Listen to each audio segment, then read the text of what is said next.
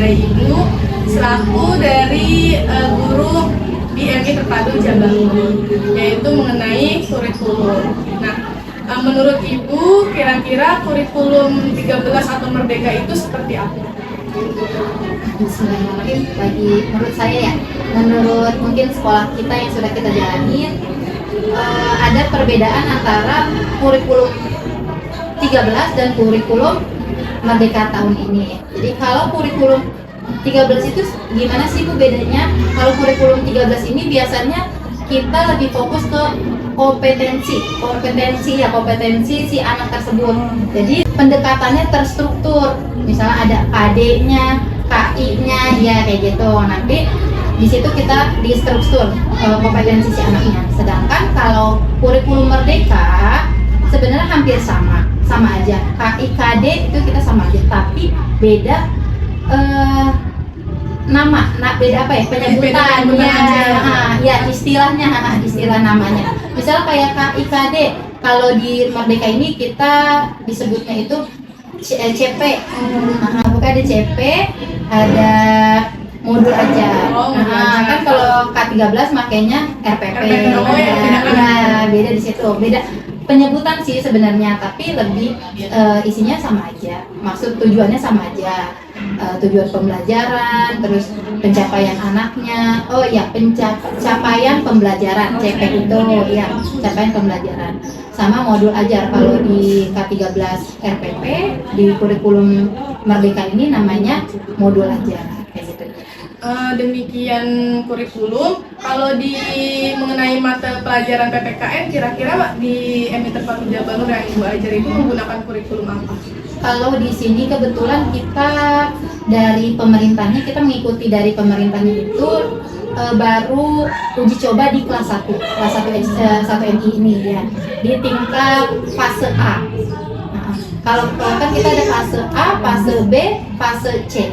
Jadi kita ngambilnya di fase A. Fase A itu kita ngambil di kelas 1-nya.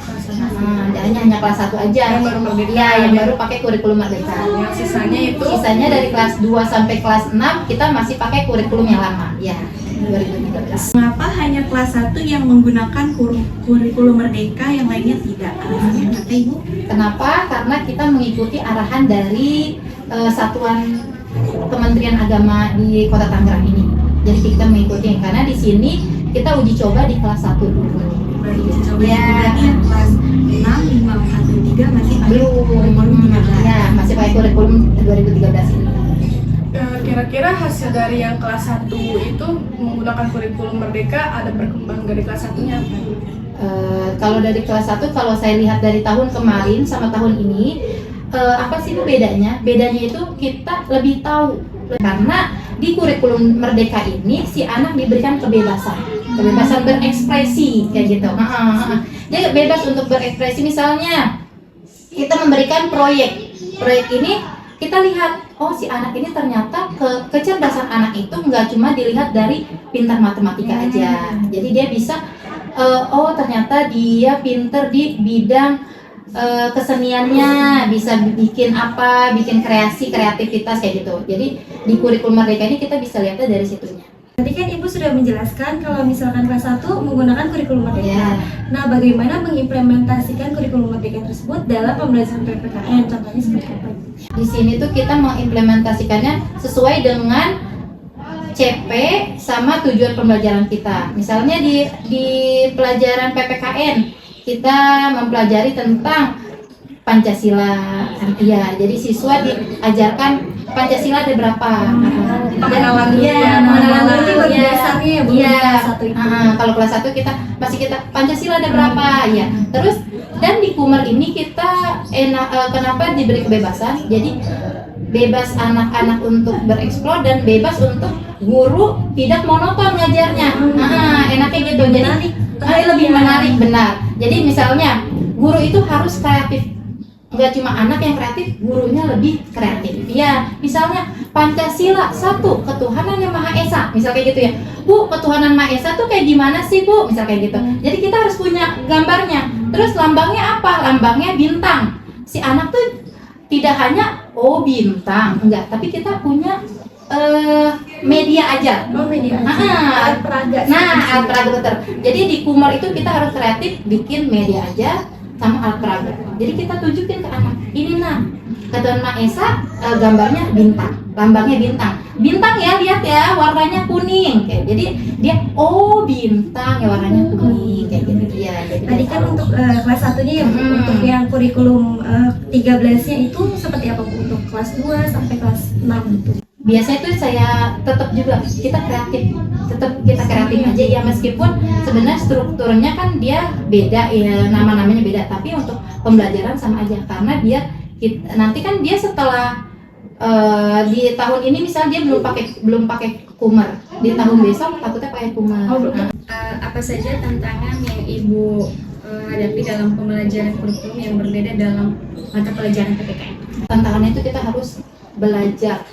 Pertama belajar gimana kita harus lebih kreatif dari anak-anak. Makanya kita harus lebih kreatif, lebih banyak ilmu, lebih banyak mencari ilmu tentang pembelajaran si anak ini. Jadi cara mengatasinya mencari ilmu.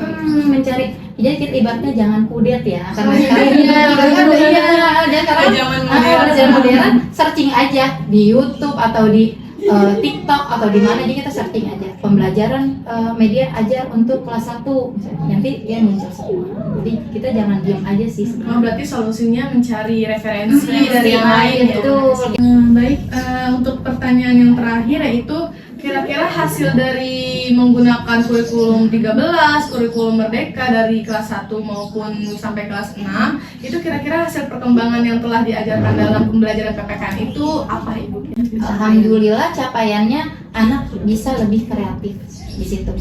Lebih kreatif untuk di Kumar ya. Di Kumar anak bisa lebih kreatif, dia lebih terbuka wawasannya, lebih mau mencoba. Kayak belajar nggak cuman duduk aja kayak gini. Lebih ke student teach center gitu ya. Iya, pokoknya kita kasih, ini coba kamu maju ke depan, siapa yang mau maju ke depan gitu kan. Jadi berani kan dia ya, pede kayak gitu. Kan dari Kumar ini anak lebih kreatif dan guru lebih kreatif dari Lebih kreatif lagi. Iya, benar.